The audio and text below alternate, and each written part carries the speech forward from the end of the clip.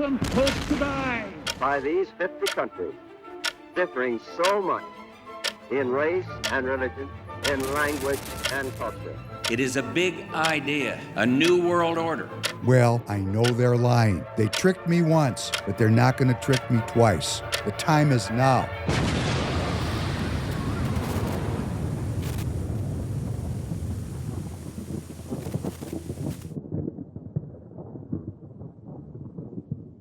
Welcome back to the Professor Penn podcast. David Penn, your host. Glad to be with you as always for this special edition coming to you on Tuesday, September 23rd, 7:30 p.m. Central Standard Time. It's episode number 241. I have a special in-studio guest, somebody that I'm somewhat familiar with, but we're not friends, we're acquaintances. And, I'm really happy Amanda Hughes has come into the studio today. Amanda is a political activist. We'll call it a political educator. We learned that from Phil Parrish. Phil, in the last episode, Tanner, good morning, Tanner. Good morning. He said, drop this activist thing. Call Yeah. yourself an educator. So Amanda is the educator who is the local or state coordinator. And Amanda, welcome. Welcome. Tell us about Moms for America. Yeah, thanks for having me. I am Amanda Hughes. I'm the state director for the state of Minnesota for Moms for America. Moms for America is the number one conservative movement in the nation, and it's now in Minnesota. Say that in the nation. What is it in the nation? The number one conservative movement. We have over 500,000 moms involved in every state. Wait. Stop. There's 500,000 American citizens Mothers. participating in this organization? Yes. Wow. Okay. Now you're ready. Well, let me just, in full disclosure, I'm acting a little bit. One of the things I've decided to do, I have to be a little bit more animated because You're surprised. Well, Wow. I knew it was a big deal, and there's a reason why you're here, and why you're here is we're trying to make an alliance between what I'm interested in doing, which is increasing citizen involvement in politics. That's what you're doing. Moms in America's got 500,000 members, Mm-hmm. and I want to learn about this organization and what it's up to. But I was going to say one of the things that I was actually watching Alex Jones yesterday, just for a minute, just it was a clip came through my ex. And Alex was talking about how big he was in media since 2015. And Alex is a performer. And I'm thinking to myself, that's pretty fun to be an actor. Because Alex, when he does his stuff, he's acting all the time. I'm thinking, you know what? That's a good thing to work on because you got to break out of your L7 square and be kind of entertaining. And Yeah. I think I want to do that. So I'm going to start trying to do it today to be a little more upbeat, unifying, and entertaining. But I want to know about this organization. When was it started? Where is it headquartered? Who's involved with it? Because we want to promote it. Because if there's how many moms are in Minnesota involved? Do you know a number, a head count here in Minnesota? I've just got a handful of support group leaders. My goal is to have a support group leader in every county. There's 87 counties in Minnesota. And then we also have a school district ambassador program, and there's 331 school districts. So there's two different things that I'm working on there. Moms for America started 21 years ago. So last year we just celebrated our 20th anniversary. And it was started by Kimberly Fletcher. Her husband was in the military, and he was stationed at the Pentagon on 9/11. And that happened. And she just asked God, like, what do I do? What do you want me to do? And that God gave this to her, and she's just been obedient to that calling. And so Okay, wait. Please. This woman's name is Kelly Fletcher? Kimberly. Kimberly Fletcher. Yep, Kimberly. And her husband was active duty. Yep, at the Pentagon. And she was wrought in the spirit because of the event. Mm-hmm. And she prayed to God for guidance. And she was given this vision of creating this organization. Is that what I'm hearing you? Wow. I hear stories like this, and when you're talking to, because I'm going to just tell you that's kind of the story of my life too. I mean, this goes back for me to when I was 29 years old. I mean, what I'm doing right now was ordained when I was 29. I just didn't understand it. Yeah.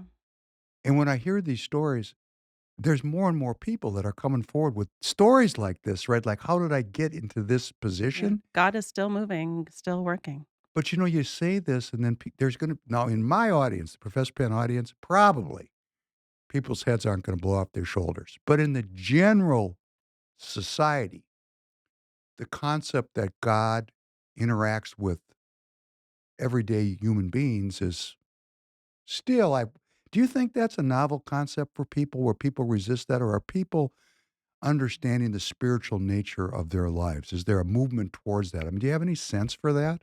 Well, obviously, with the assassination of Charlie Kirk, I'm seeing it all over. I'm seeing in moms groups, like, I haven't been in church since I was a kid. I am, where do I go? How do I act? All that sort of stuff.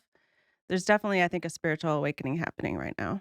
That is so because America's had, Tanner, you got to put this on my schedule because we've had previous spiritual awakenings in the history of the United States of America.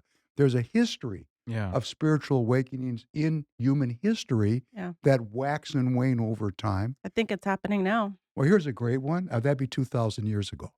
There was a great Mhm. spiritual awakening, right? But then, we had different periods over the course of our American history.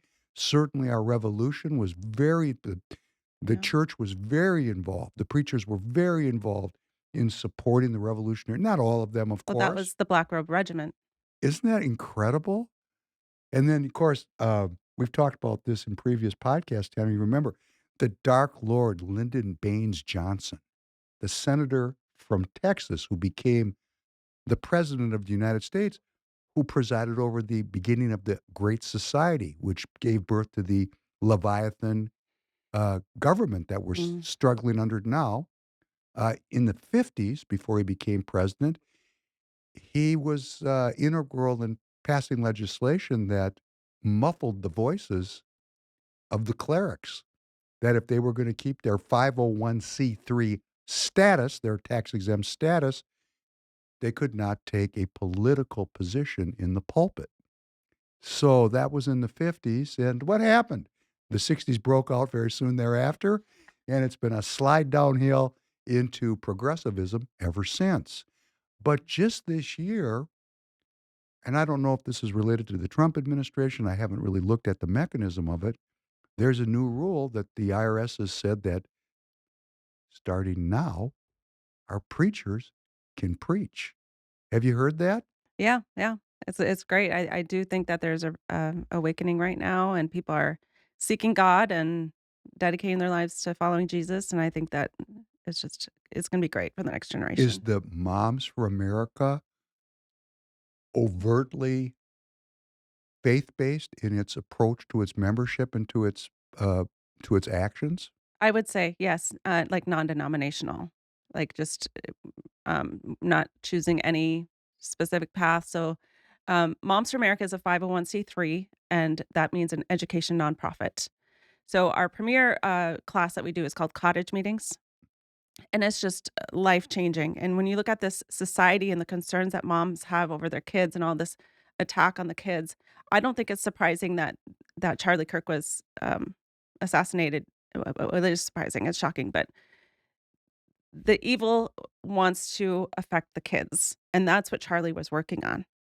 That's why I think they targeted him because he was affecting the next generation. So when we're doing these cottage meetings, like even the first cottage meeting is called Anchored in Hope. And where God is, that's where hope is.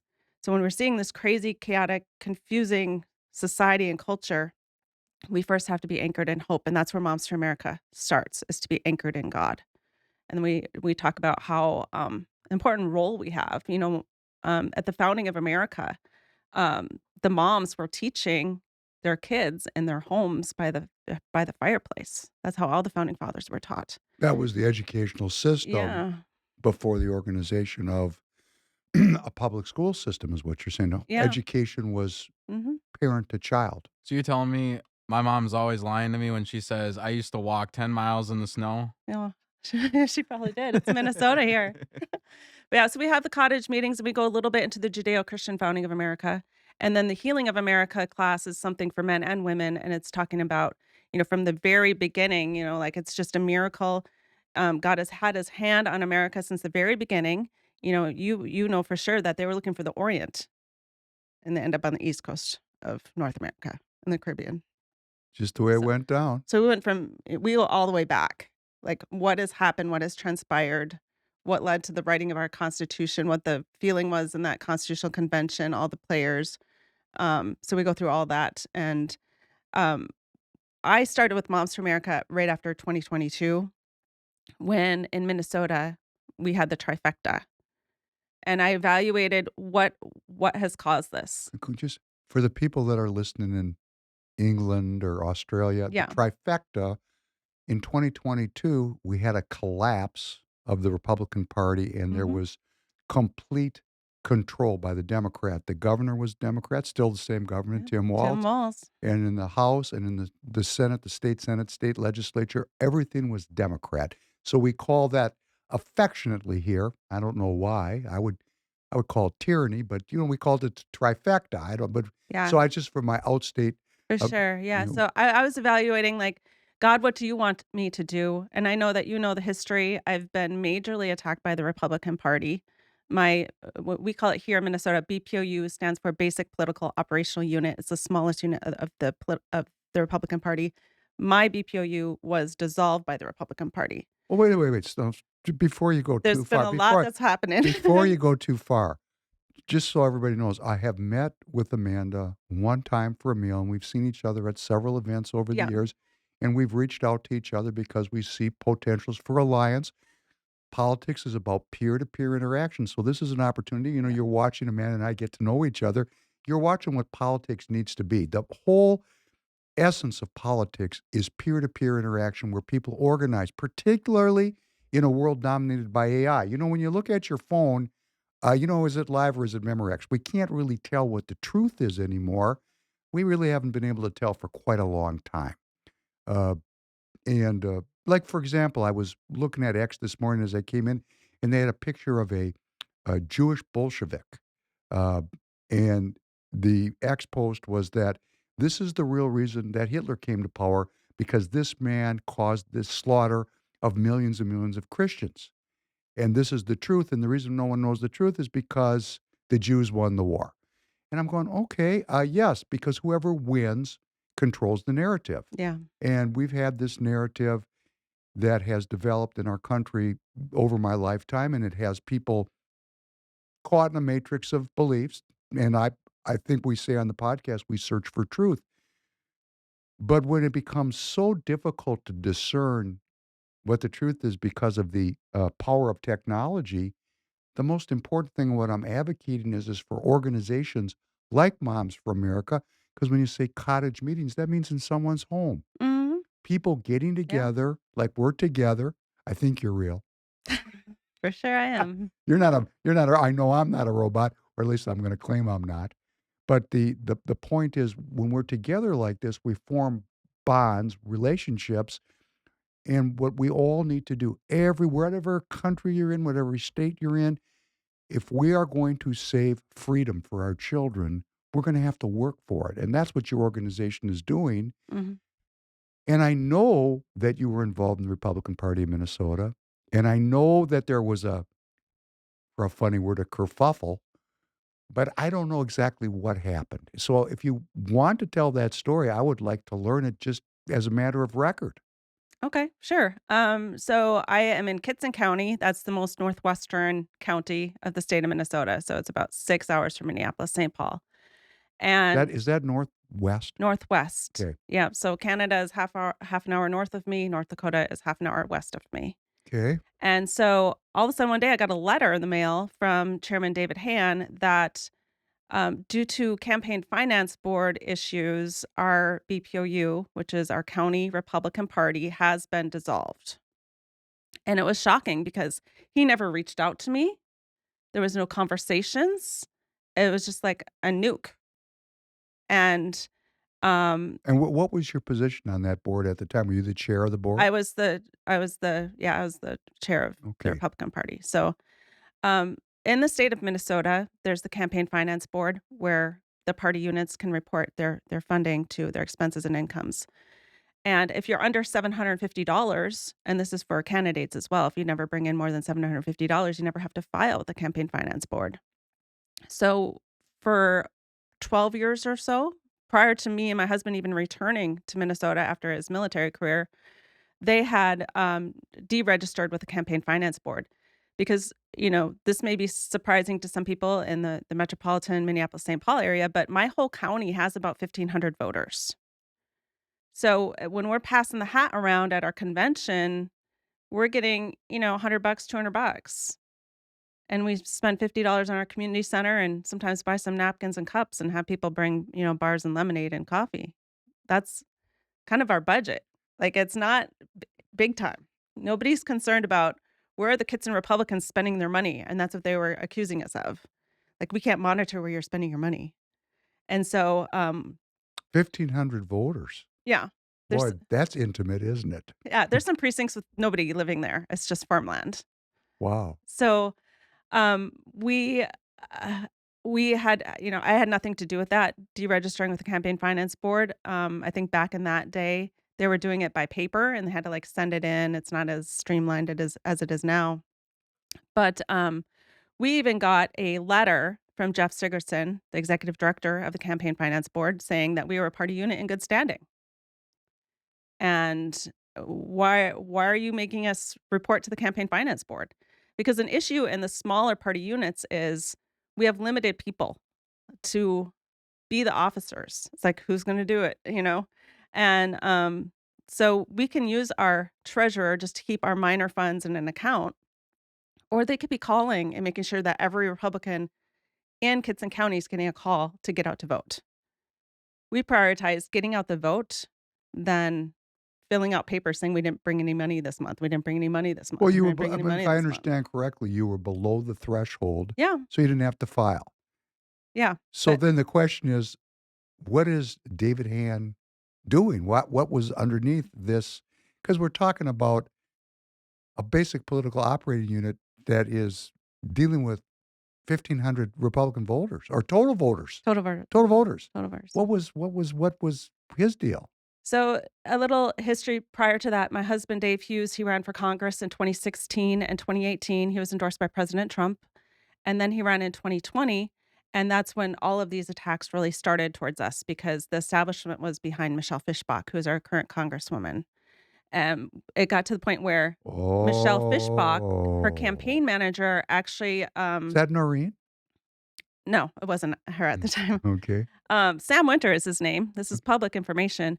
We were just really attacked. We had 469 phone calls to our home in a 3-week period by What? Michelle Fischbach's campaign manager, Sam Winter. And so we did get a restraining order.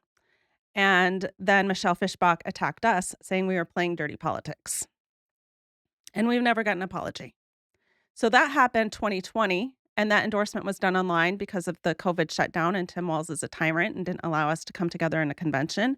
And people were unable to vote for Dave Hughes. They were only allowed to really vote. Like, you had to click little buttons. So they're like, Dave Hughes, Dave Hughes, Dave Hughes. It wouldn't click. They'd click Michelle Fischbach. That lit up. Dave Hughes, Dave Hughes. You had 5 minutes. The final answer is your vote. So You're saying the technology, are you saying that the playing field was tilted? yeah. And that was actually investigated by the FBI because whenever there's a federal candidate on the ballot, federal election law oversees it. So that sits with the U.S. Attorney for the District of Minnesota right now, and it's been tabled since 2020. Wow. Not moving. What a story. So all of that happened. And then 2022, Dave was going to challenge Mark Johnson, who is our current Senate minority leader in the state of Minnesota, Okay. just because we don't believe that he's as conservative as our district is.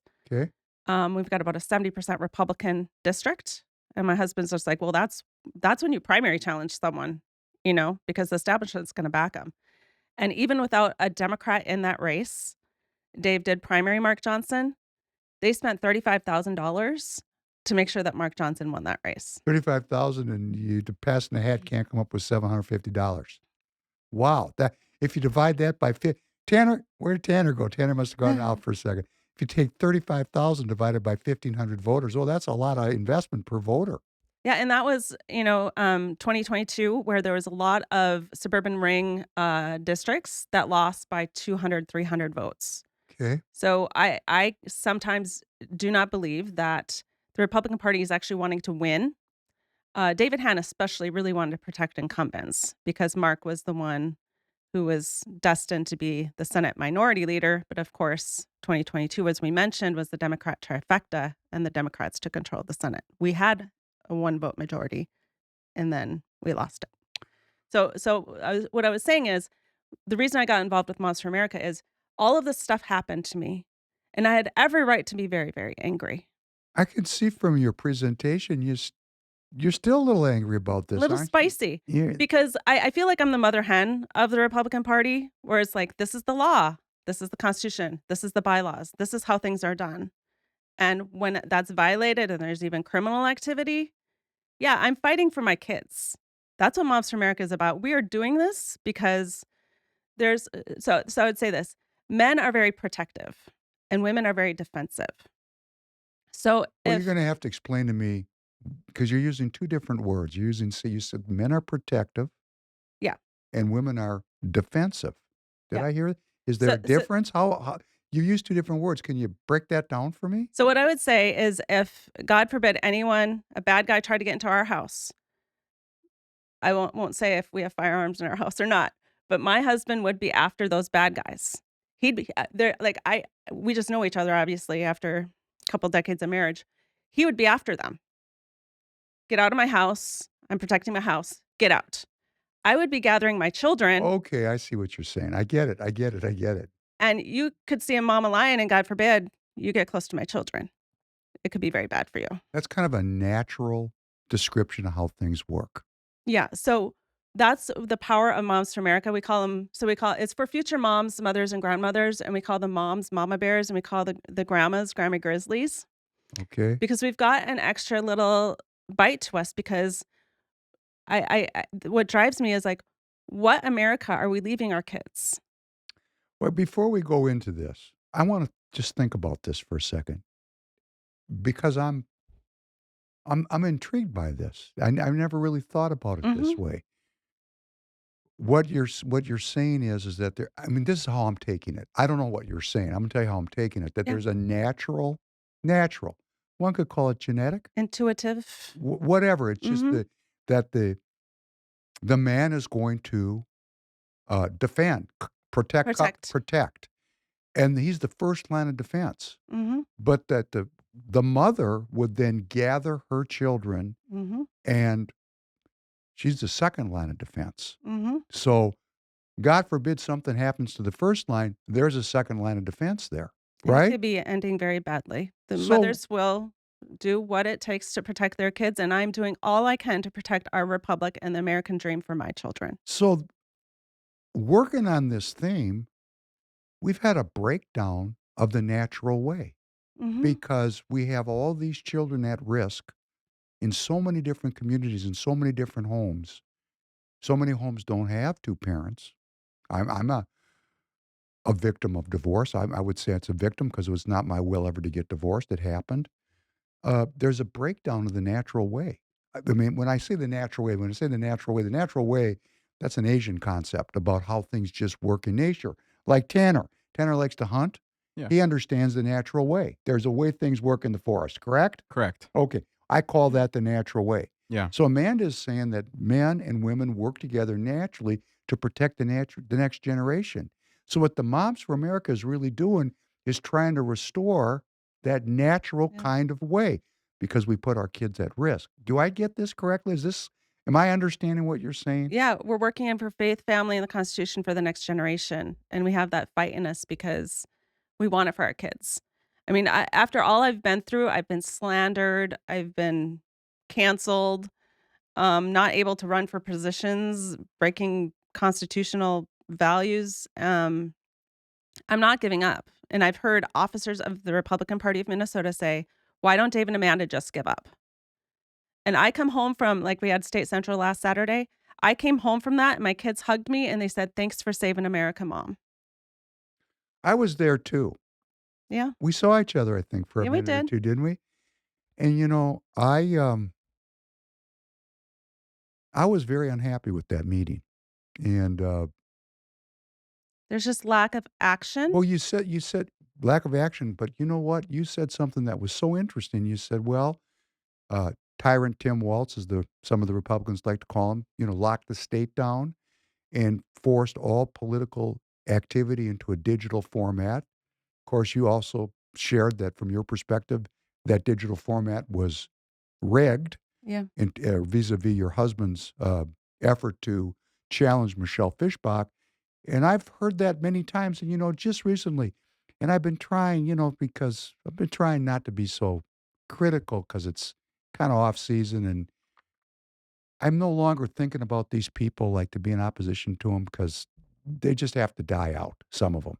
But Alex Plekish actually sent out a letter within the last half year, I can't remember the date, where he actually endorsed Michelle Fischbach. Did you see that letter? Yeah, it's upset a lot of people because the congressional district has not endorsed somebody, and There's no political process. That is a transferring of what you would call this David Hand, we're going to favor the incumbents and stifle the political process.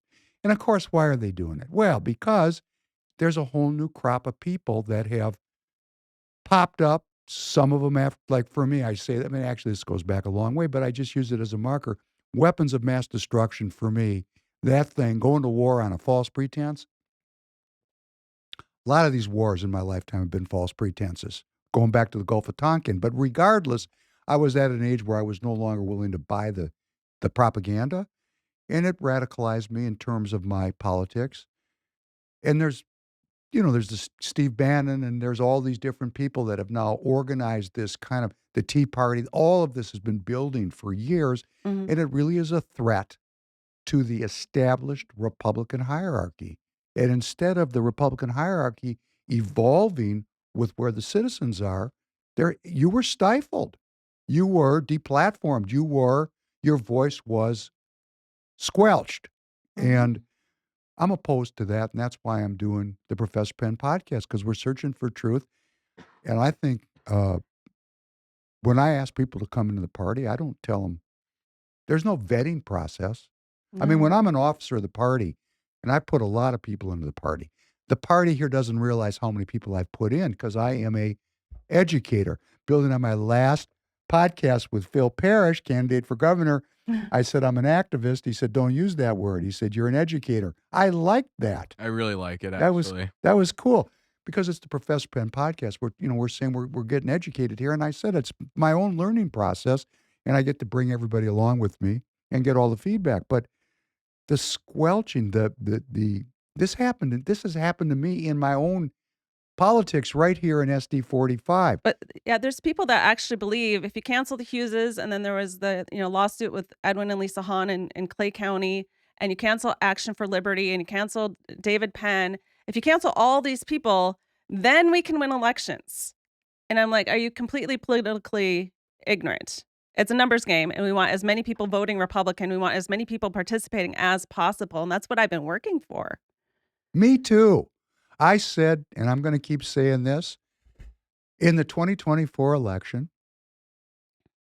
Royce White got 250,000 less votes than Donald Trump. That means 250,000 people that are Republicans in this state eh, voted for Trump, but not for White. And no, he's not a good candidate. No, no, no, no. I know exactly how the Republican Party of Minnesota treated Royce because I was part of the deal. So I know what they did. They did everything they could to undermine him. For example, in my own SD 45, Kathy Folk, who was running for Senate, you might know her because she's a prominent woman in the Republican Party. She refused to have a Royce White yard sign wherever her yard signs were. She refused to appear with him. And then I heard Jim Nash, elected representative, said, uh, nobody who's running should have their picture taken with Royce White. And so they really undermined him. I mean, they were, Mhm. but, just gave him enough air from the party that nobody could really throw bricks at him. But you know what? They didn't fool me. So let's get rid of all these America Firsters. And I'm not even sure that Amanda and Dave Hughes are America Firsters because I've never talked to you about what your particular politics is. But you certainly were challenging Michelle Fischbach. Yeah. And she tries to purport herself as an America Firster. In fact, we got so many people running around in Minnesota with red MAGA hats, you'd think this entire party was down with the changes that are going on in the country. And the truth is, they're politicians and they're wearing costumes and Yeah. they're just waiting for us to go away. And you're not going away, are you? Yeah, and that's one of the problems, and I keep coming, I'll bring up, "This is the law, you're suggesting we do this." I make a motion that we follow the law, and David Hann especially would have, like, steam coming out of his ears, like, "There's Amanda again." But back to, Moms for America. So, obviously, I had been through a lot. There's too many Republicans attacking Republicans, and I mean, like, destroying infrastructure, wasting money, that type of stuff is what I mean by Republicans attacking Republicans. I do believe in 2022, there was election fraud in the state of Minnesota. And then the third reason I thought that we did so poorly in 2022 was due to lack of education. People don't understand the proper role of government in their lives. So I was in prayer during that time. And I'm like, God, what do you want me to do? And he brought Moms for America to me. Wow. And this is about education. So we have, as I Did said, you even know about this? I had heard about Moms for America, but there's a couple moms organizations, there's other women's organizations as well. But I was just like, where do you want me? And I went to their website and they had these education programs. And I'm like, great. And then also, we've got Moms for America Action, which is a 501c4, and that's for lobbying and endorsements. And they have a PAC as well. And Moms for America was instrumental in getting Donald Trump reelected. He came to Mar-a-Lago during our last big event at Mar-a-Lago, and he came off the Gulf field to thank us because he did better with women than Kamala Harris did. And that's because so much was done through Moms for America and our PAC. So I want to finish a thought, and then I'm going to make a transition back to Moms for America. I was saying that 250,000 Republicans voted for Trump but didn't vote for Royce White, and I think that's because of what the party did to him. That's my belief. What I'm going to say, because there is a chance that Republicans can make progress Mhm. throughout the nation. We're in a special time. Obviously, when people are being martyred, it catches people attention. And you're talking about a spiritual awakening, Yeah. which is, in the course of my lifetime, it's been going the other way. I remember Mr. Weber, 7th grade. We're going to teach you the origin of the species. We didn't learn Genesis. We learned, evolution. I thought, okay, great. So this has been going on for a long time in my life, and I'm quite critical of people that I think are either not telling the truth about who they are because they're curated candidates, or they're just straight up liars. And I see it and I call it out. And that's why certain people that we just discussed, we'll leave it on the side, don't like me. Well, I don't think we can build our party on lies. I just don't No. believe, because if you have a religious frame, thou shalt not lie is a really important part of spiritual development. Because if you're willing to lie, you're lying to yourself. And if you're lying to yourself and God is truth, how can you ever find that moment where God can talk to you, which is part of what I'm trying to share about how this works for people. So if you're a liar or you're supporting liars, you're precluding this spiritual awakening. Mhm. How can we preclude that? And my statement to my mother, who's a communist, is look at the evidence. I mean, if this was working, if this project of progressivism and secularism and scientific method was working, we'd have a wonderful country, wouldn't we? Mhm. And instead, we're coming apart at the seams. So something's not working. And so if it's not working, why do we keep doing it? Maybe we need to go back to what we know works or what we believed worked or what gave birth to this country. But I wanted to say the difference between me and those 250,000 David Hann Republicans is when all the dust settles and the smoke clears and we get to the general election and it's between the primary and the general, whoever's on that ticket, even if they're a squishy leftist Republican that I know is a liar, I'm not voting for the Democrat. I'm going to do everything I can using this platform to unify the Republicans behind that candidate. And so this divisiveness, this lack of unity, it's not coming from the America Firsters. It's coming from the people Yeah. who are. Do you understand what? Yeah. And I've thought ever since 2022, like, we had so many people complain, like, oh, now we have recreational marijuana. Now they've codified abortion in the state of Minnesota. I'm like, why are you complaining about the Democrats? They told us what they're going to do, and now they're doing it. All we can do is fix our own party. Uh, did you just hear that, Tanner? We were just talking about that in the hallway yesterday. Yeah. I said, the Democrats don't need any criticism. They Yeah. stand on their own. We got a problem in our own house.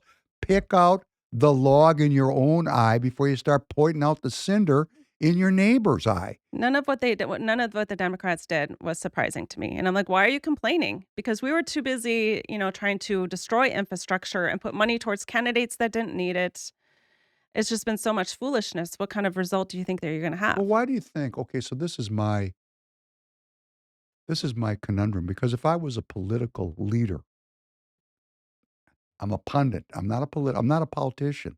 I'm a commentator. If I had a role leading the party, why would I do that? Why would I disincentivize the I mean, why do you think they did this? What was their goal? Because you were a victim. I've been a victim politically, but nobody deplatformed me. I don't, it's like, okay, there's politics and then there's dirty politics. Sounds to me like you got, on the bad end of some dirty politics. Why? Other than the Michelle Fishbach, I'm talking about in the big picture. Why is this group of people hanging on to a failure ideology? I really appreciated your podcast with Walter Hudson. I think he shared a lot. A big part of it is the funding. I'm sure that Alex Plekish had to endorse Michelle Fishbach to keep the organization afloat. The Republican Party of Minnesota has been struggling financially for years. Walter talked about that. And then I thought that it was surprising that in that podcast he goes, and someone could give money if you got rid of a BPOU. And I was like, what? Like they just wanted to cancel me and my husband, because my husband was challenging Mark Johnson in 2022. Um, People want power and control and money. It's the sin nature of humans. Like I used to think that the Republican Party was predominantly Christian. They had a more compassionate platform. We actually have a very beautiful platform. But when you put sinners in charge that aren't principles first, that's when these things happen. That's very interesting because we had Phil Parrish. You probably haven't listened to the podcast yet. Phil actually questioned the election results from this special election to replace Melissa Hortman. Yeah. And he actually had analyzed the data, and he made the same claim about the party, that the party was beholden to moneyed interests Mhm. and that was perverting. What did he call? He had a word for compromise. Maybe it was compromised. He had a word that he described the party hierarchy. It was compromised, and he's working against that. But I do want to say, just because I'm going to give let me just do a little selling. Tanner, when's Walter coming back in? Isn't he coming back soon? Yeah, next Thursday. Next Thursday? What's the date on that? So then if we're airing on, oh yeah. So he's going to be the next episode, guys. If we're airing right now, the audience is watching. Tuesday night. Yep. Next Thursday, we'll have Walter on. When we say the next Thursday, 2 days from now, here Yep. comes back Walter Hudson. Mhm. And Walter, one of the reasons I'm so interested to see him come back is, man, he can be very brave online. And he has been very outspoken of late relative to the Charlie Kirk assassination. And I'm really interested to hear what he has to say. I also want to say, just for a break, because Tanner's dropping the ball on me.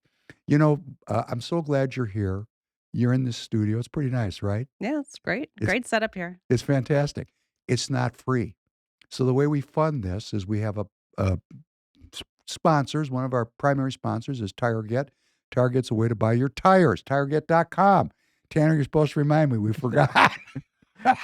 I just feel bad. I never want to jump in and be like, hey guys, stop talking. Let's talk about TireGet for a little bit. No, but we got to fund. We got to fund it. We're not trying to, become robber barons. We just want to break even. So the next time you buy tires, you go to TireGet.com, and I'm going to tell you, we've started an affiliate program. So for the people like Skinny, and I called him out in the line. Skinny actually said, thanks for the call up. Well, Skinny's a badass You dude. know what's so funny? When you said that, I thought you were talking about me because that's my friend group nickname for me. I didn't know that. Yeah. So like when you were saying that, I'm like, how does David know I'm skinny? No, we got another Skinny. We got two Skinnies hanging out. Yeah. And the reason I want to use Skinny's name as Skinny is because his God-given name is Jacob, which is the name of my son. So I figure we'll have a little discrimination on the deal. Yeah. And I think Skinny's badass. Maybe we'll start calling you Skinny too. I like that. Yeah. Anyhow, everybody's got a nickname. There's a great blues song. Everybody's got a nickname. So at least in that community, the blues community. Anyhow, Skinny is going to be an affiliate. And how that works is you go to support@tireget.com. That's support@tireget.com. You say, you want to be an affiliate. What does that mean? I'll pay for some business cards. I'll send them to you. You go pick your own promo code. You pass those cards out to your friends and family. Maybe you know somebody that owns 100 trucks. They buy tires. They use your promo code. And guess what? We pay you to sell the tires. And we need to do this because we got to keep this going because this is important, I think. Mhm. The work, I don't think I'm important. In fact, I know I'm not important, but I know the work is important. Yeah. I mean, my ego is not in this, almost to a fault. In fact, my wife today, when I was leaving the house, she said, "Don't you think you should get rich first before you do this?" She goes, "Don't you think you should put the horse before the cart?" I said, "You know what? Not really. You don't get it." But, you know, David picks up the cart and runs with it. right. Yeah. That's, you got that. I am the horse. Anyhow, so if you'd like to support, if you like the content, and if you like Police Call Me Crazy that Royce does and Hebrews, and we've got now John Gapp coming on, who's a minister regular, because we're reaching out to the Christian community through Very good. this. Yeah, he's a very significant, very compelling guest, and I'm doing that because we know that we think we know. People claim, I just saw data on it yesterday, that 30% of Christians in this state do not vote. Yeah. And that's how abortion got codified. Isn't that incredible? Yeah. And then I personally have a deep interest in working in Minneapolis. We had Laverne Turner on. I'm going to have a meal soon when my schedule clears with Reverend Tim Christopher and Laverne Turner and other people that are down in Minneapolis, because I want to work in Minneapolis because I view those citizens as being trapped. Yeah. In the Republican Party of Minnesota, Alex Plekish, no different than David Hand, there's no effort to spread the gospel of republicanism in that city, in St. Paul.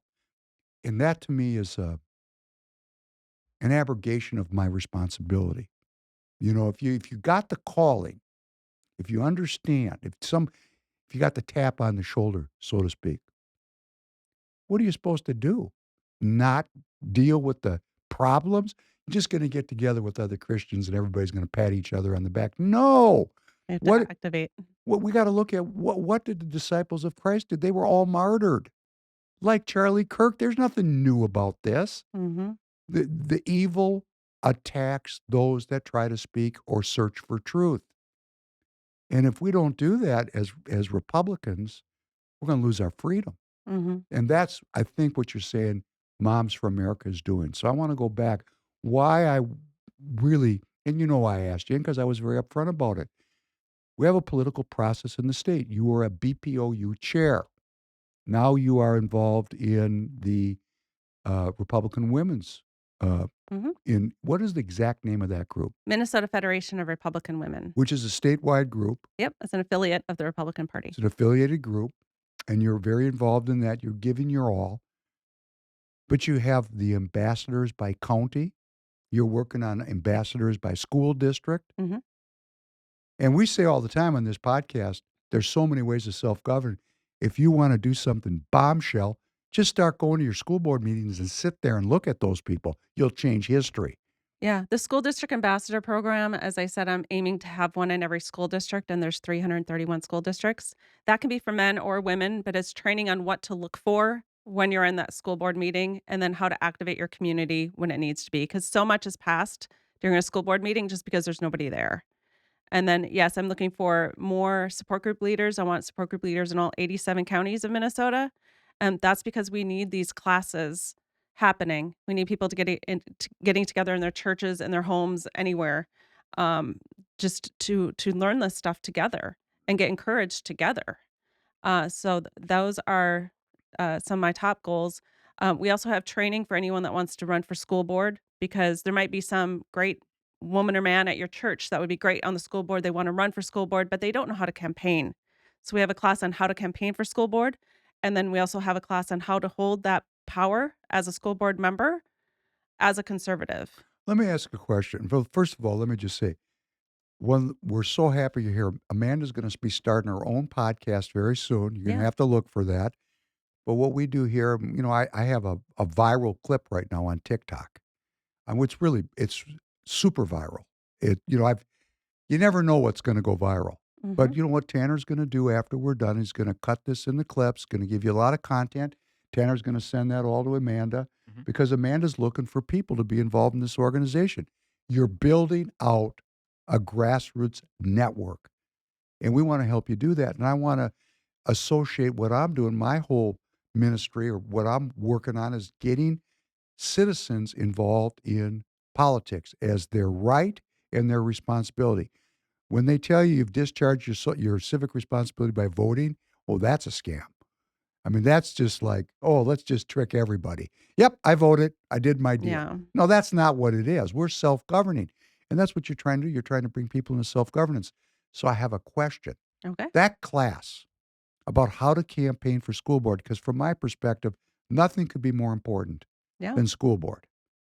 What do you teach? What is the strategy and tactics to run for school board in your local district? What is that strat? What do people need to do? Because people are there could be somebody listening right now contemplating this. They have no idea what to do. Can you give a 2-minute synopsis of what the strategy and tactics are if you want to run for school board? Is that something you can put in a nutshell? I haven't been through the training, but I do know that, it covers everything on how to do it, how to campaign, how to win specifically. Because if you don't win, obviously you can't save the kids to any extent. You can't protect the kids. And I personally see the public schools like on fire. I'm a homeschool mom of 7 kids. I got 5 boys and 2 girls. One of my daughters is adopted from China. Um, and I still see the schools like on fire. But there's kids in there, and the mama bears and the Grammy Grizzlies want to protect those kids. So I've had so many good conversations with women upset about some of the woke agenda in the schools, critical race theory, social emotional learning, the gender confusion stuff. This is the stuff that we talk about a lot in Moms for America. Very concerning as mothers, seeing what they're doing to the mental health of our children. They're telling, white boys, you're no good at all. Black boys, you're only good because you're black. Um, Girls, you're all gonna get raped. And boys, you're obviously no good because you're white and you're a boy, And you're a so rapist. you're a rapist. Mhm. And we have the highest suicide rates right now of white boys than we've ever seen because they're putting all of this confusion in their heads. Like, do you really know if you're male or female or a boy or girl? Um, Royce White said something to me really interesting in the office, just in an offhand way, and I didn't verify it. And Tanner, we need to look this up. Write this one down. Royce said that the suicide rate among white males per yeah. 100,000 is 3 times the murder rate in the black community. 3 times. So, It's just heartbreaking what they're doing in the schools, and those schools are literally on fire. We have information on how to pull your kids from public school if you want to homeschool them on the Moms for America website. We've got so much information on all of these woke agendas and ideologies. but let me just say, thinking about school district, um, if you take an election, an off-year election, which includes the election of school School board board. members, Yeah. you're really not talking about a lot of voters. Yeah. A couple thousand voters and you can win it. Okay, so strategy. How the strategy is. Here's the challenge. How am I going to win? First of all, who out there wants to change the world? Because we go, oh yeah, we're going to go elect we're going to elect a senator. Okay, that's great. That's not really politics. That's some other thing to me, because I can't affect the presidential. I'm just going to vote. I don't have any play in that. But what I do here in the Wayzata Public School District, I can actually be effective. So there's someone listening to me that maybe wants to be on the school board. Well, you got to come find me. And what we have to do is we have to start building peer-to-peer interactions. I'm having my next meeting on September 24th at Devani's on Highway 7 in Minnetonka at 6 p.m. I have regular meetings. I'm meeting my neighbors. So we bring these neighbors together. We talk strategy. It's almost the point where, Dan Schultz is the progenitor of the precinctstrategy.com. He's almost got me convinced, because when I start talking about issues, he comes right into my podcast and says, who cares? We all know the issues. We know. Maybe we don't all know. And my response to Dan is we got to build the audience. And if we only talk about strategy and tactics, people are going to tune out. But there is an element of truth of where he's pushing me. We know things are awful. We know outcomes for children right now are awful. I know from my own children. I have right now, you're laughable. I have 5 kids and I have a stepson. University of Minnesota graduate, University of Chicago graduate, California School of the Arts graduate, Columbia University graduate, and my last one's pulling up the tail is uh, University of North Carolina at Chapel Hill. I mean, these are good schools, and they're very smart kids, but they're not nearly as smart as I am. Mm. And that's not that they're not as smart as me with raw ability. In fact, some of them are smarter than me. My son is actually smarter than me. And one of my daughters, I mean, I'm the dad, I'm going to say this. I got a couple of them that are actually more gifted Yeah. than I am. But their education is not as good as the one I got. And Well, so we see that. the recent numbers show that 40% of fourth graders can't read at a basic level. Okay. So So that's that's something awful. when you look at the school board members have to get the schools focused on reading, writing, arithmetic, real science, and true history. Like that's what it has to focus on instead of all of this woke agenda stuff. And that's what's messing up the kids and it's affecting The their whole the whole academics. society So if is you're running for school board, if you even say in our school district, it's 40% of fourth graders don't read at a basic level. I'm going to turn that around, and this is how I'm, come up with a plan and do it. so you come to the meeting, uh, it's again September 24th, next Wednesday night at Devani's. We got you on Tuesday. Tomorrow night I'm going to be at Devani's. This is my life, right? 6 o'clock. People are going to be there. Uh, Thursday, we got Walter, but that meeting is the most important thing of the week because I'm meeting my neighbors Mhm. and I'm encouraging them to start meetings in my Wayzata Public School District, in my SD 45, to create a network of people that will work together. We got to create lists of people. So the strategy is find an issue. And it doesn't have to be, make America great again. It could be 40% of fourth graders in my district can't read at level. That's a great issue to bring parents together. Mhm. It's not a partisan issue. It's a survival issue. It's a social, societal issue of survival. Because if people can't read, they can't think. And so it's a way to make people controlled. So you find an issue in your local area. It doesn't have to be partisan. Mhm. It can be purely survival, something we can get together on. And you make a group, you could actually formalize it at a 501c3. Get people together, make lists of people, create digital lists of people, start communicating with people, build that out in this whole great country, which is what Moms of America is doing. Yep, we're going county by county, getting support group leaders. We're in all 50 states now with over 500,000 moms strong. And that's what we're doing. We're getting them very principled, anchored in hope, which means anchored in God, studying what the proper role of government should be. And then beyond that, they can take up any issue that they want. If it is the schools that they're concerned about, I think most of them are because the support group leaders in the county are keeping track of how many school districts in their county and making sure to get a school district ambassador in every single one of those. But So it's wait a building second. it out. Are they all going to vote? They're all going to vote, right? I mean, that's part of the deal. That's the next step because once you see how things should be, then you have to get activated. And on my podcast, I'm going to cover how to caucus because Minnesota is a caucus state. And sometimes when I'm talking to these moms, they're like, I don't even know what that word means. That's just such an alien word to me. So I'm going to explain the whole caucus process Well, because you have to get activated. we're allied. We're allies in this, which is what led me to ask you to come on. I mean, let's Yeah. get to the punchline. We want to work together with Moms of America to get moms motivated, activated, and into the Republican Party of Minnesota as delegates Yeah. so that they can change the future for their children. And we're lacking in people the problem is we don't have enough people getting off the bench, but maybe with this spiritual awakening and the fact that we're getting organized in Minnesota with strategy and tactics, the first thing is to have groups aggregate people, educate, motivate, Mhm. coordinate, Collaborate. collaborate. And then what we have here at Free People, and of course, you could be allied here with what your podcast is doing. We could find a way to work together.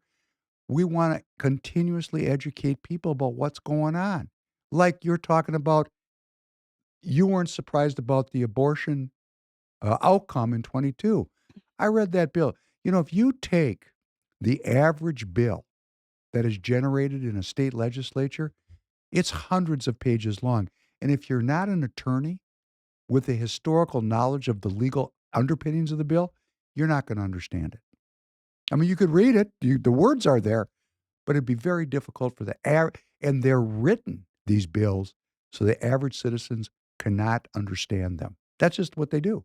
And it's even worse at the federal level. That abortion legislation, 2 paragraphs. Simple and to the point. Right. It was just it's like an exclamation point. We're going to make this very clear. Now, women, here in CD3, the strategy of my backyard, my political hierarchy, the Kathy folks, the Stan Hamiltons, the Rod Kerns, they're looking for liberal Republicans, Mm. liberals that are going to somehow be amenable to the mothers that live out here in the western ring suburbs of Minneapolis. Yeah. That's their strategy. And it's wrong. So my understanding, this is how I vocalize it. 40% of Minnesota is liberal, 40% is conservative. For sure, we need candidates that are going to passion that 40% of conservatives and make sure they get off their duff and get out to vote. Because as you mentioned, a couple 100,000 Christians did not vote. And then there's that 20% in the middle. And I think a big problem with the Republican Party is we've really failed to communicate our principles in an effective way since Reagan. The left calls us racist, misogynistic, homophobic, xenophobic, yada, yada, yada, and we're crickets. So those in the center that aren't really plugged in politically hear that we just are a bunch of haters, we're horrible people. We are not proactive in really communicating, this is what your life is going to be like if we can move our platform forward. Give us a conservative trifecta in the state of Minnesota and let us turn it around. This is what your life is going to be like. Because that, in the end, is what matters. Each voter, we're all selfish by nature. How is my life going to be better with Republican values? Because I hear you. Horrible. How do you think life would be better for the Minnesota citizen if we had a trifecta, the Republican governor, Republican House, Republican Senate? How would the average mother's life be improved? Well, I believe Or changed? Let me say changed. I believe that the former soccer mom is now a border security mom.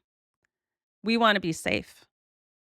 And Minnesota has a history of radical violence. Just in recent years, we all know about the George Floyd riots.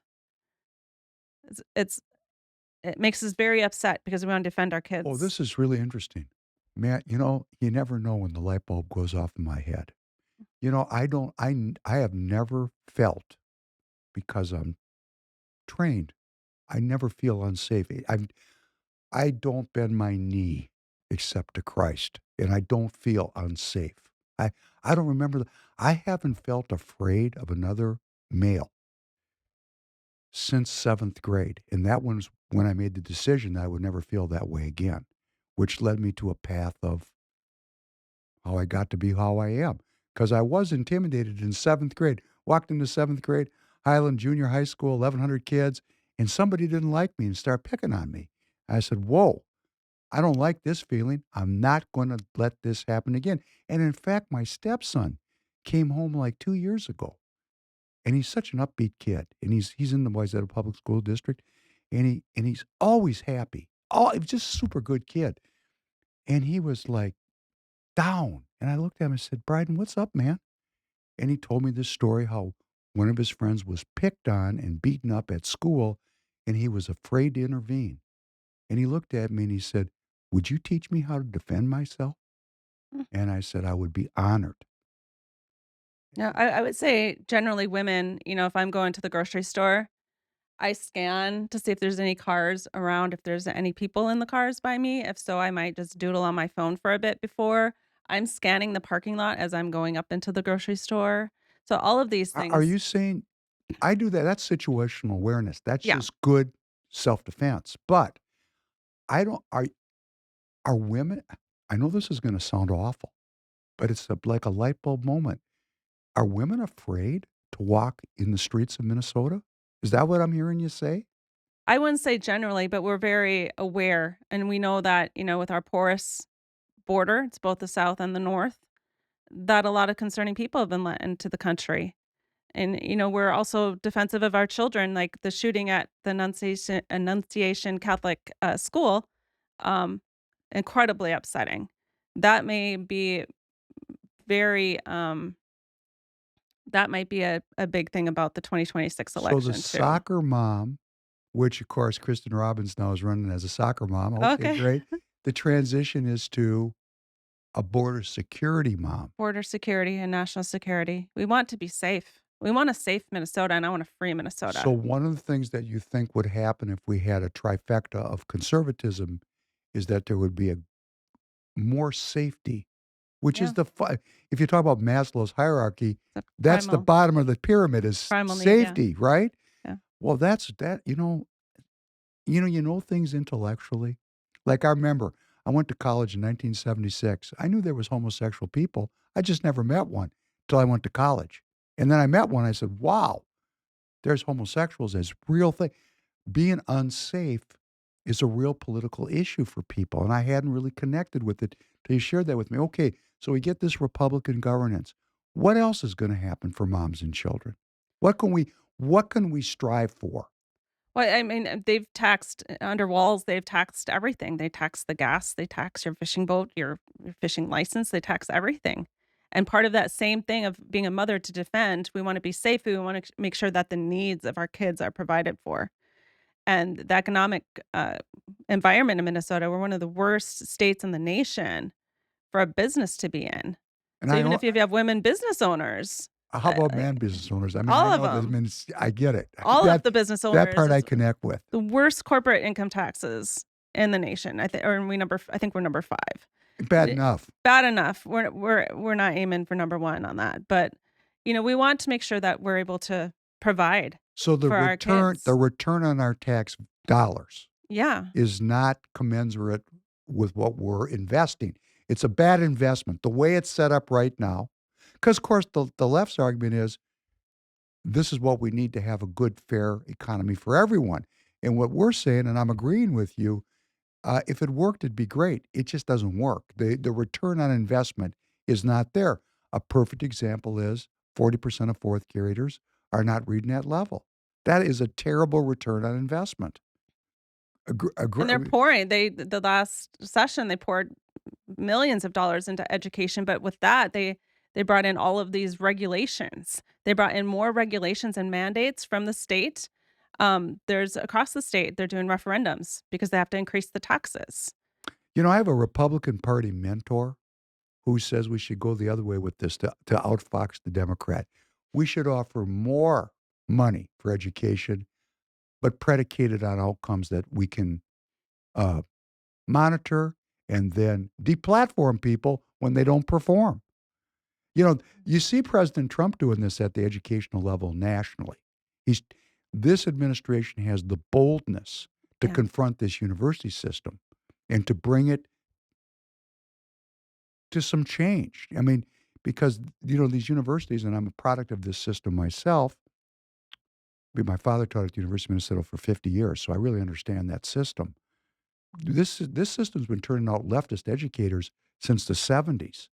Now, my father taught people how to think critically. Even though he was a leftist, he was interested in critical thinking.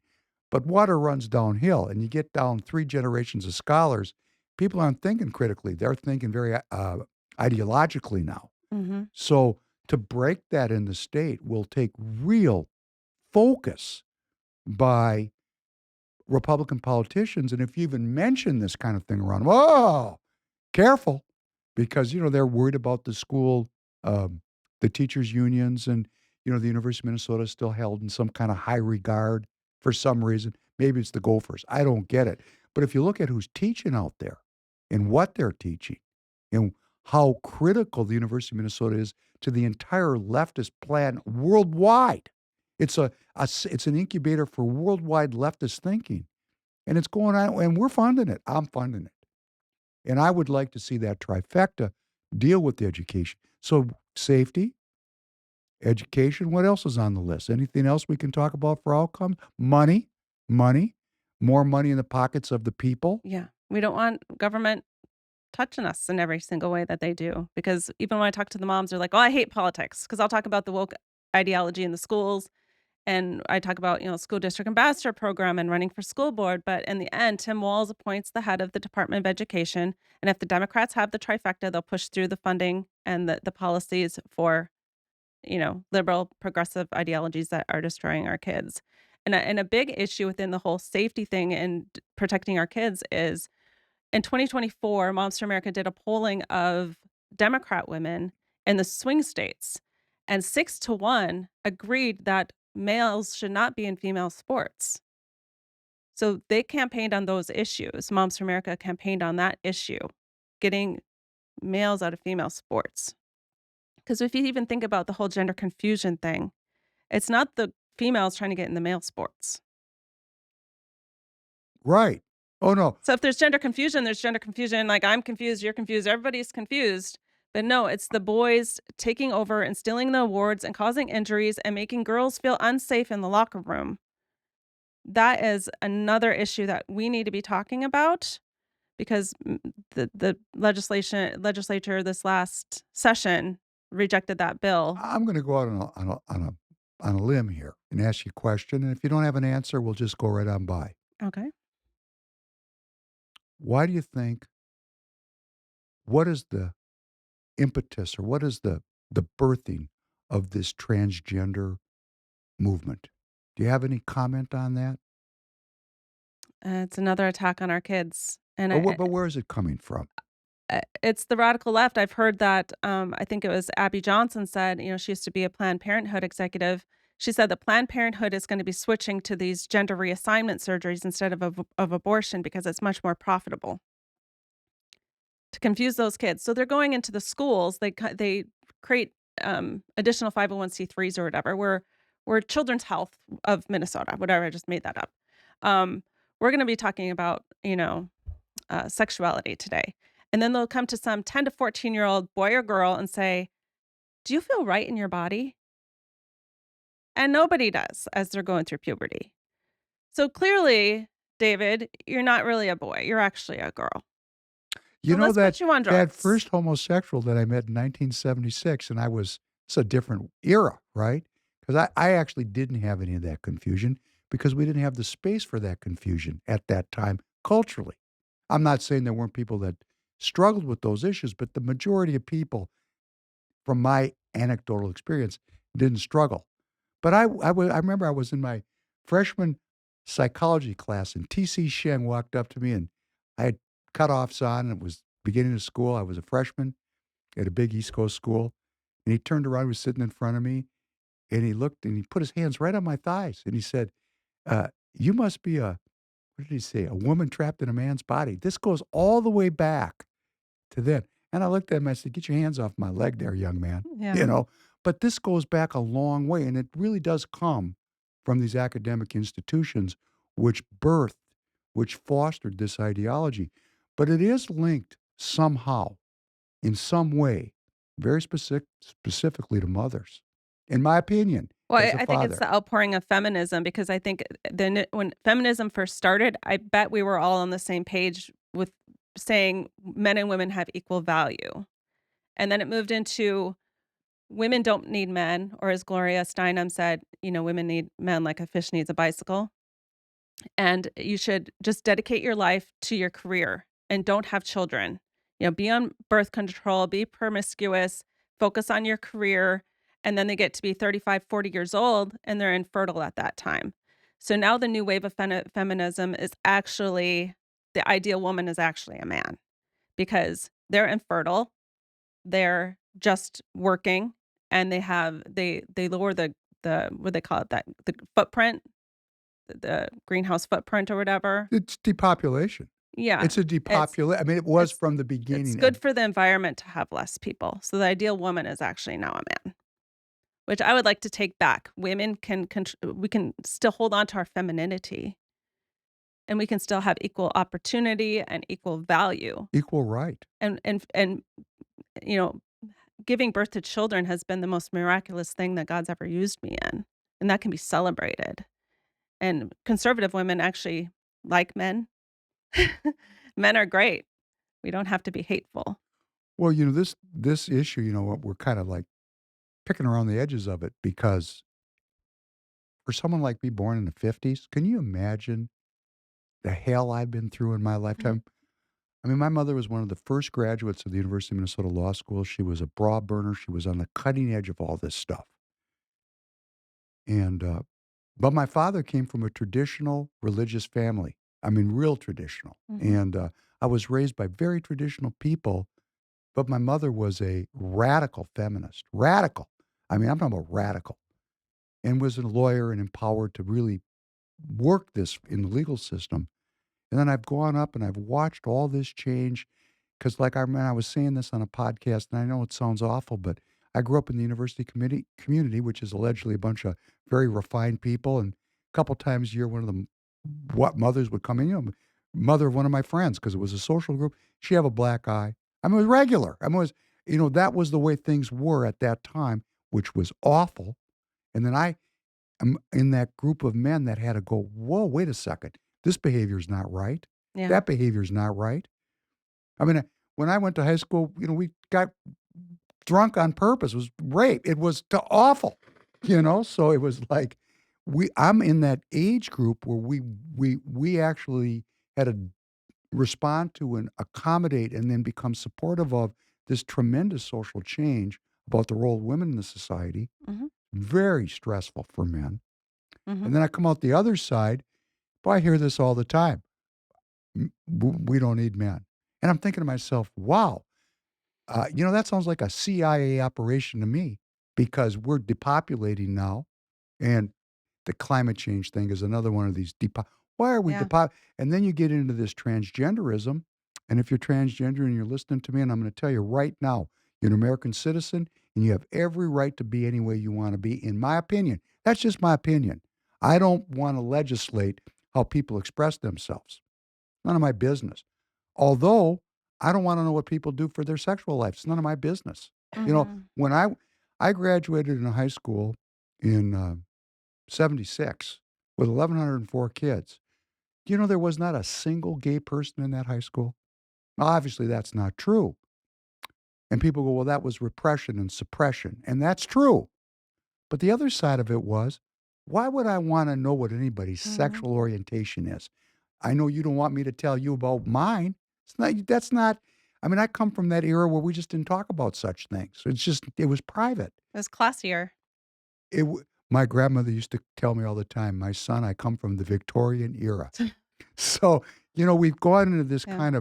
but this issue, it's fun to talk to you and I want to have you back just because I want to get into this because this is an area of suffering for me because I'm out here in CD3 and we have a very leftist, very core group of m- women in CD3 that are aligned with the Democratic Party completely around a woman's right to choose her abortion. I mean, that's their political power. My mother is a very smart woman. She sees everything failing. But the one thing she doesn't want to go away, and she'll ride this ship right to the bottom of the sea. She's a strong supporter of abortion. And she even recently said to me, she said, "You have no idea what it's like to be a woman. You have no concept." Yeah. She was mad at me because and I'm gonna say, you gotta come back and talk about this because I've never had anybody I can talk to about it because I don't even know any conservative women, really. Because the ones that are allegedly conservative in CD3, they're not conservative. They're looking for this leftist Republican who can appeal to Democrat women in CD3. So I don't even know. this group of Republican women throughout the state of Minnesota, would you consider that a conservative group of women, generally speaking? Yeah.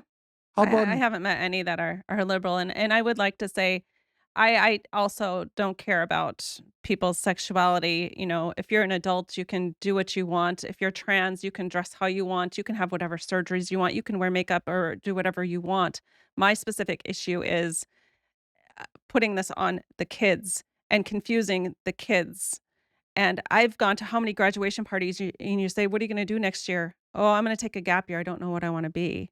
When no matter what you major in doesn't really sometimes doesn't even matter what you do in the end. So some of these kids don't even know what they wanna major in, but you think a 12-year-old can decide, "I don't wanna go through puberty, give me the puberty blockers and mess up my health," and you're like, Chloe Cole is an outspoken detransitioner because this was pushed on her at a young age, and she went into a lawsuit saying, "This is like medical malpractice, that this was done to me at such a young age, and it's things I can never change for profit? for profit." That's what I don't want. I don't want this pushed on our kids. I just want our kids to be kids and focused on those academics. Um, but yeah, those are To talk about this whole it's I have to get good at talking about it because, you made the statement, I think even before we came on, or maybe at the beginning, that you are grounded in a constitutional orientation, yeah, and our Constitution is so bold, it protects minority rights. So I am aligned with you on that. I think that people have every right to express themselves any way they want to, and then it comes down to who's organized. That's who shows up for yeah. politics. But even to talk about the abortion issue, like as I said, the different phases of feminism, I do believe that women and men have equal value. But I do think that women can still maintain their femininity. And I think actually giving birth is a superpower. And as a mom of 7 kids, I have never had a negative conversation, like a true, intimate, personal conversation with a woman that says, "I wish I didn't have so many kids." What I've heard is, "I wish I had more kids, but, my husband was worried about finances or this, that, and the other." So women really have to hold on to that femininity and hold on to that superpower that we have, that God actually, I don't need to get emotional, but uses us in a miracle to create life, and it's profound. And there's these women that think that we are out to kill. With every ounce of my being, I'm against that. I am used in miracles. I am not used to kill. I am not used for violence against innocent people. When And you there's say been used to kill, what can you help me the understand? abortion is Oh, killing. yes, okay. And there's nothing innately, intuitively within that idea within me. I'm a life giver, not a life taker. I think this organization, Moms for America, is fantastic because when you express yourself with so much passion and fervor in this way, and we have all this violence in our cities and gun violence and people blaming guns, and we have all this lack of education, and we have all this gender confusion and all, I don't want to blame it on moms because it's dads too. But each gender has to take its responsibility to Mhm. work our way out of this mess. And all I say to people is, because I come from a very leftist family and became who I am now, it's not that I became this way to rebel against my parents. It's because I looked at the evidence of the outcome Mhm. of 40 years of progressivism, and I said, "Man, this cannot be right." I raised 5 kids. I saw it. This can't be right. And that drove me into a more conservative position in my life. And I do believe that if people of faith would come together and organize, make lists, meet, become politically active, join the Republican Party, go to the school board, and actually don't complain. We don't need, I mean, this is where Dan is right, Tanner. We really don't need to talk about issues. We know the people that are listening to Professor Penn podcast, they like the history, they like the cultural commentary. I get it. But we got to get down with getting Moms of America aligned with free people. I mean, I want to align this station with what you're doing to help organize your mothers to be involved in the party and to create a news source. You're more than welcome to align with Free People any way you want to. You're going to start your own podcast. Do you have social media or different links or different handles that you could share that Tanner will put into the description of the podcast? Yep, for sure. Like I can give all the socials and all that to him, but minnesotamoms.us is how to connect with me to learn, what's going on, or, if you want to reach out and say, "Hey, I want to talk to you about becoming a support group leader or running for school board." And Or an ambassador? or a school district ambassador, that's for men and women.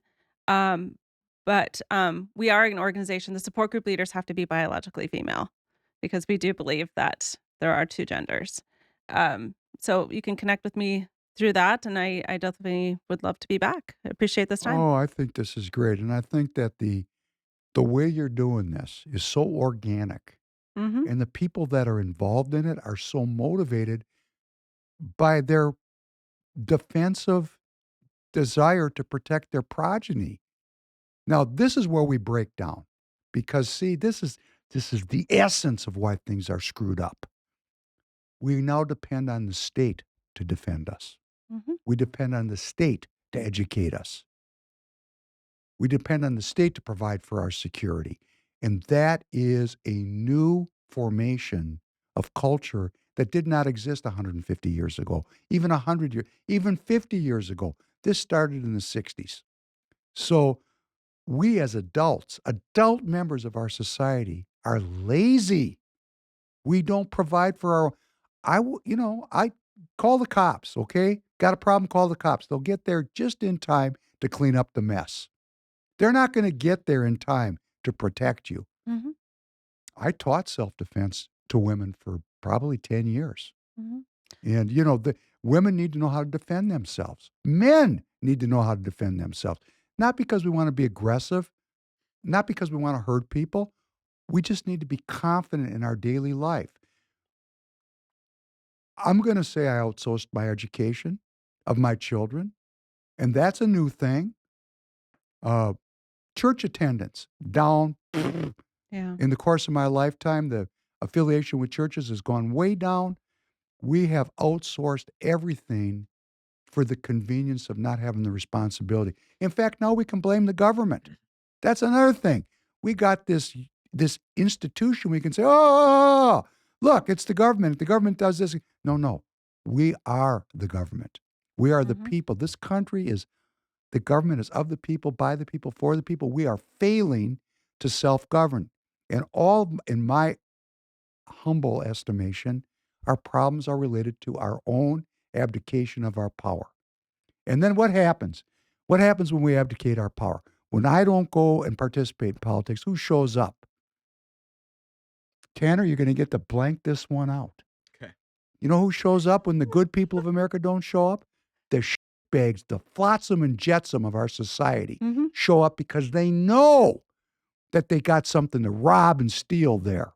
And they have an empty soul, an empty heart, and they want power and money. Yeah. And we give them the space to do it, and everything is corrupt because of it, and it's my fault. And that's how I go about it. It's my fault. And that's Mhm. why I'm doing this, because I'm taking personal Yeah. responsibility for the whole mess.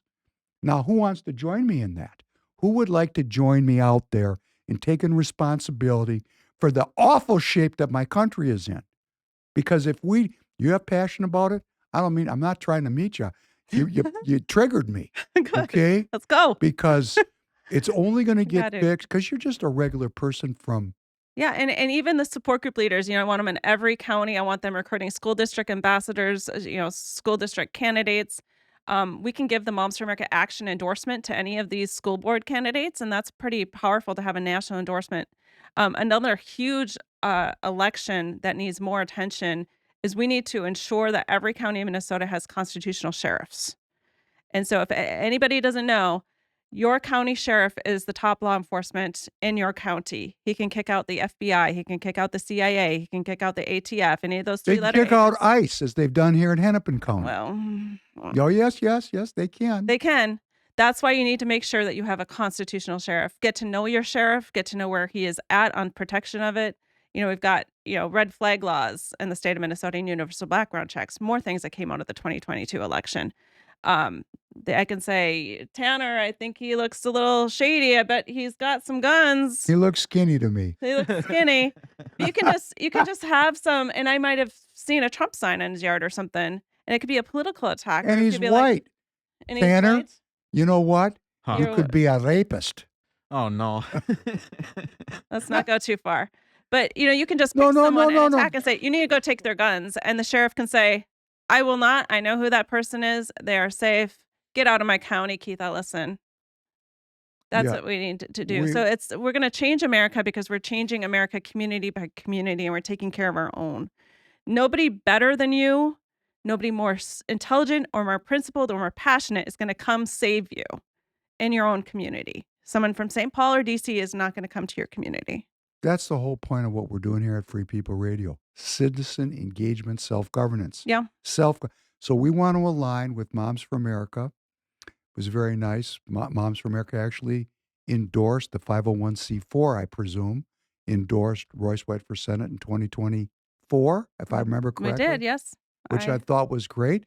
Royce was the only person, I went to the state fair, it was the only booth in the whole fair that had a thing up that said Jesus is King. Mm.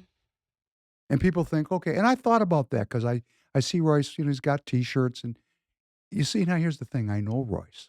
People are going to say, oh, like this person we were talking about whose name will not be mentioned. We don't want to use, we're not going to do this. We don't want to, why have this display of God? Why talk about God? We're not going to talk about God. Not everybody wants to talk about God. Nobody in this state has the courage politically to actually do that I've seen. Oh, we pray before the meetings and then try to make the state party pro-abortion. So, hey, let's not be blasphemers at least. But the Christ is King thing, this is who Royce is. I'm just sharing this with you because he's running again.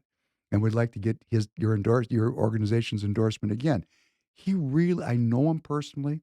And for the people out there that say he's an anti-Semite, that's a lie. He's not an anti-Semite. He's a lover of all people. And I got a lot of Jewish people that come to me and say, oh, we're not going to be friends with you anymore, David Penn. You're hanging around with the anti-Semite. People are assholes. You don't know what you're talking about. You don't even know your own history. You need to learn your own history, the difference between Judaism and Zionism first. But beyond that, I'm ranting now. Well, the slander has to stop. The slander of him is raw. And the party did that to him. The party David Hand hired a group of influencers to trash his campaign, trash Steve Boyd. If you'd have been around, they probably worked on you too. I just don't know about it, right? So my point is in saying this, we got to get involved. It's messy. It's not always fun. Striving with people to find concordance and a unified idea. It's a lot of work.